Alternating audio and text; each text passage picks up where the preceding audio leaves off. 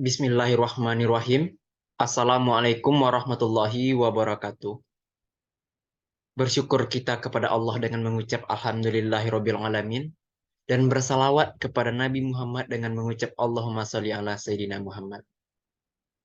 Perkenalkan, nama saya Aditya Warman. Saya adalah seorang mahasiswa sastra Indonesia dari Fakultas Bahasa dan Seni Universitas Negeri Padang. Dalam memenuhi tugas ujian tengah semester dialektologi yang diampu oleh dosen Siti Ainim, Ibu dosen Siti Ainim, saya akan mempresentasikan tentang pertumbuhan dan perkembangan dialek. Nah, di sini saya lebih menitik beratkan pertumbuhan dan perkembangan dialek yang terjadi di daerah Indonesia. Saya akan memfokuskan presentasi pertumbuhan dan perkembangan dialek saya pada kali ini ialah tepatnya di Indonesia.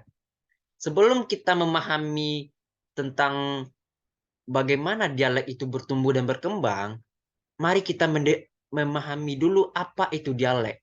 Nah, dialek sendiri ialah varian regional dari suatu bahasa yang melibatkan perbedaan dalam pengucapan, kosakata, dan tata bahasa. Dialek dapat berkembang karena faktor geografis, sejarah, migrasi, dan isolasi. Itu adalah dialek. Selanjutnya, seperti yang saya katakan tadi, adalah ada faktor-faktor yang mempengaruhi pertumbuhan dialek. Faktor yang mempengaruhi pertumbuhan dialek di Indonesia sendiri ialah ada 4. Yang pertama geografis, yang kedua sejarah, yang ketiga migrasi, yang keempat isolasi. Geografi memainkan peran penting dalam perbedaan dialek di antara pulau-pulau dan wilayah-wilayah Indonesia. Semisalnya daerah A berbeda dialeknya dengan daerah B. Bahkan untuk jangankan antar provinsi, antar kabupaten saja dialeknya bisa berbeda. Itu yang antar kabupaten dialeknya bisa berbeda karena dipengaruhi oleh geografis, letak geografis. Yang kedua adalah sejarah. Faktor yang mempengaruhi pertumbuhan dialek yang kedua adalah sejarah. Sejarah juga memberikan pengaruh budaya dan bahasa dari berbagai kekuatan kolonial. Selanjutnya migrasi. Migrasi penduduk antar pulau dan wilayah juga menyebabkan perbedaan dalam pengucapan dan kosakata. Terakhir isolasi. Wilayah tertentu di Indonesia isolasi wilayah tertentu di Indonesia seperti wilayah pedalaman atau kepulauan terpencil dapat mengembangkan dialek yang unik. Selanjutnya, mari kita lihat contoh pertumbuhan dialek di Indonesia dalam bahasa Indonesia.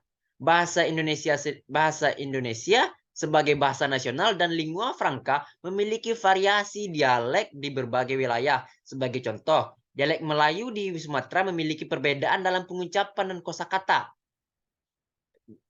Pengucapan dan kosakata seperti Kito yang notabene adalah dialek Sumatera, sedangkan dalam bahasa umum Indonesia itu adalah kami. Nah, contoh yang kedua adalah seperti dialek Jawa yang memiliki perbedaan dalam pengucapan huruf tertentu dan kosakata khas seperti Kang dalam bahasa Jawa dan Yang umumnya di Indonesia. Nah, selanjutnya selain bahasa Indonesia, bahasa daerah di Indonesia juga memiliki variasi dialek yang kaya. Nah, contohnya ialah pengucapan dan kosakata seperti meme di Bali lawan aku di Indonesia. Sedangkan dialek Minangkabau memiliki perbedaan dalam pengucapan huruf tertentu dan kosakata khas seperti urang, yaitu orang Minangkabau, dan juga dalam umum Indonesia kita, urang dan kita itu kadang-kadang dalam dialek Indonesia urang dalam bahasa Minangkabau dan kita Indonesia. Seperti contoh dialek penggunaan dalam itu katakannya ialah urang nggak tahu doh. Nah, di Indonesia seperti kita tidak tahu. Nah, selanjutnya ialah kenapa dialek itu penting dalam budaya Indonesia? Dialek mencerminkan identitas regional dan kekayaan budaya. Melalui dialek, kita dapat memahami lebih dalam tentang sejarah, kehidupan masyarakat, dan interaksi budaya di berbagai daerah. Dialek juga dapat menjadi simbol persatuan dan keberagaman bahasa di Indonesia. Dari presentasi saya yang tadi dapat disimpulkan bahwa adalah dialek di Indonesia adalah varian bahasa yang berkembang di berbagai pulau dan wilayah. Faktor-faktor seperti geografi, sejarah, migrasi, dan isolasi berperan dalam pertumbuhan dan perkembangan dialek Indonesia. Dialek merupakan bagian penting dan kekayaan budaya Indonesia yang perlu dihargai dan dipelajari. Nah, sekianlah penjelasan singkat dari saya.